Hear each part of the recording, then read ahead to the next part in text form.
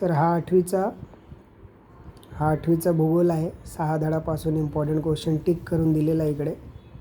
जसा भूमीचा उपयोजन म्हणजे काय, ठीक आहे. तर विशिष्ट गरजामध्ये पूर्ण झालेले ते गोष्टी भूमीचं उपयोजन आहे.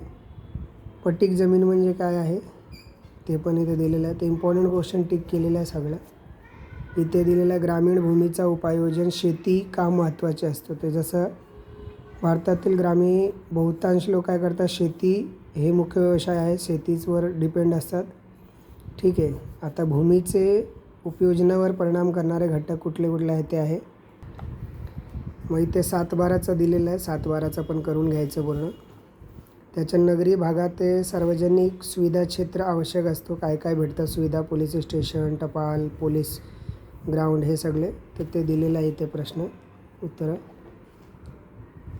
त्याच्यानंतर 7वा धडाचा प्रश्न आहे, हे रिकामा जागा पहिला आणि दुसरा. मग इथे चुका विधान, अयोग्य विधान दुरुस्त करून लिहायचं पहिला आणि हे तिसरं आहे. त्याच्यानंतर प्रश्न उत्तर म्हणजे दिलेला आहे जन्मदर म्हणजे काय, मृत्यूदर म्हणजे काय, आयुमान म्हणजे काय. आणि त्याच्यानंतर इथे दिलेलं आहे की लोकसंख्येच्या विस्तारणावर परिणाम करणारे घटक कुठले असतात. अनुकूल काय असतो की जसं स्वच्छ हवा, पाणी, सूर्यप्रकाश हे भेटलं पाहिजे. सखल भूभाग, पर्जन्यमान आणि तापमानाचे योग्य प्रमाण, सुपीक मृदा, खनिजाचे विपुल, हे सगळं असायला पाहिजे. आता इकडे पण काही प्रश्न दिलेला आहे. स्थलांतरांचे 4 प्रकार. पहिला असतात अंतरस्थानानं, म्हणजे देशामध्येच राहणे, एका प्रदेशात दुसऱ्या प्रदेशात जाणे. बही म्हणजे दुसऱ्या देशामध्ये जाणे. तिसरं आहे अल्पकालीन, म्हणजे थोड्या समयासाठी, जसं आपण पर्यटनासाठी जातो किंवा एखादा गावाला फिरायला जातो ते. दीर्घकाळ म्हणजे खूप टायमासाठी, बाहेरच्या देशात गेले परत लवकर येणे नाही ते. त्याच्यानंतर वयोगटाचा अभ्यास आवश्यक आहे, ठीक आहे. त्याच्यानंतर इथे दिलेला इम्पॉर्टंट क्वेश्चन की लोकसंख्या हे महत्त्वाचे साधन आहे, महत्त्वपूर्ण साधन काय आहे ते हे करायचं. त्याच्यानंतर साक्षरता पण विकासाची थेट संबंध आहे, हे पण एक करून घ्यायचं. लिंग गुणोत्तरचा पण प्रश्न तुम्हाला करायचं, हे फॉर्म्युलासुद्धा पाठ करायचा की लिंग गुणोत्तरचं प्रमाण म्हणजे स्त्रियांचं एकूण संख्या ते वरती घ्यायचं आणि त्याच्या खाली पुरुषांची एकूण संख्या आणि 1000वर गुणाकार करायचा, तर तुम्हाला उत्तर भेटून जाईल. मग 8व्या धडाचा इम्पॉर्टंट प्रश्न आहे, हे रिकामा जागा दिलेला आहे पहिला, तिसरा.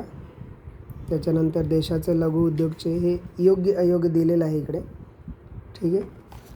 प्रश्न उत्तरमध्ये आहे औद्योगिक विकासाचे राष्ट्रीय विकासावर कसा परिणाम असतो ते.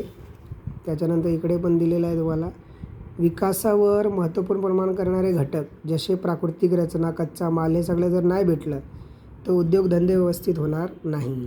आता महाराष्ट्र म्हणजे MIDCचे स्थापना, ते काय काय सुविधा देतो MIDCला, म्हणजे आता सरकार आपल्याला सुविधा काय देतो, जर दुकान वगैरे उघडायला गेलं किंवा कुठलाही उद्योगधंदा चालू केला तर वीज देतो, जमीन देतो कमी दरावर, पाणी देतो आणि कर सवलत देतो. हे सगळे सरकार काय करतो, आपल्यासाठी करतो. तर हे इथे तुम्हाला लिहायचं आहे. बघू पुढचा प्रश्न. माहिती तंत्रज्ञानाची हे पण येणार तुम्हाला की तंत्रज्ञान म्हणजे आताचे आधुनिक युग आहे, याच्यामध्ये कॅम्प्युटर, इंटरनेट, मोबाईल फोन या सगळ्यांची माहिती. आता जसं मी इम्पॉर्टंट क्वेश्चन देतो, तुम्ही बघता यूट्यूबवर, तर ते सगळं काय तंत्रज्ञानाची माहितीवरून भेटतं आहे तुम्हाला. त्याच्यानंतर इथे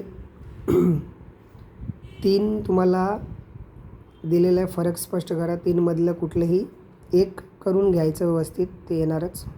बघू पुढचा. आता 9व्या धड्याचा नकाशा प्रमाणचा प्रश्न आहे इथे दिलेला की शब्द प्रमाण म्हणजे काय. ज्या प्रमाणावर अंतरासाठी परिमाणदर्शक असतो त्याला बोलतात. अंक प्रमाण म्हणजे काय, जे प्रमाण प्रत्यक्ष गुणोत्तरवर असतं त्याला बोलतात. रेषा प्रमाण म्हणजे काय, नकाशा जे प्राणपट्टीवर सहाऱ्याने दर्शवले जातात. आणि लघु प्रमाण नकाशा म्हणजे जमिनीवर दर्शवलेलं असतात. ते फार मागचे हे पेपर आहे, ते थोडा एकदा बघून जायचं, आयुष्यमान वगैरे काय असतं ते, ठीक आहे. तर हे तुम्हाला इम्पॉर्टंट क्वेश्चन आहे भूगोलाचा 8वीचा, तर ते करून घ्यायचं.